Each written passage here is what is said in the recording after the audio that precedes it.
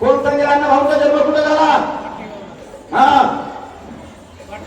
वाटेगावला झाला. अण्णा भाऊचा जन्म झोपडीत झाला. अण्णा भाऊचा मृत्यू झोपडीत झाला. अण्णा भाऊचा जन्म पावसाळ्यात झाला. अण्णा भाऊचा मृत्यू पावसाळ्यात झाला. अण्णा भाऊचा मृत्यू कधी झाला? कधी झाला? 18 जुलै 1969 रोजी त्या मुंबईच्या शिरानगरच्या झोपडपट्टी झाला.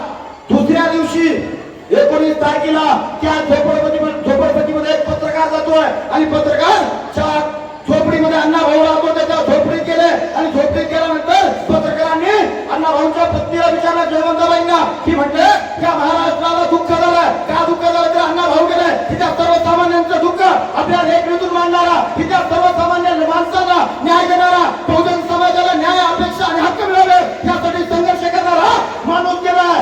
जयवंताबाई, महाराष्ट्राला दुःख झालंय, तुम्हालाही दुःख झालंय, सांगा तुम्हाला कसं वाटतंय?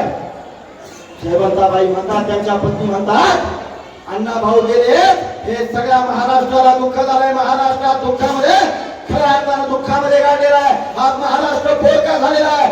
आज अण्णा भाऊ गेले याचं तुम्हालाही दुःख झालंय, पण अण्णा भाऊनी माझ्या संसारासाठी काही केलं नाही. काय म्हणतात? अण्णा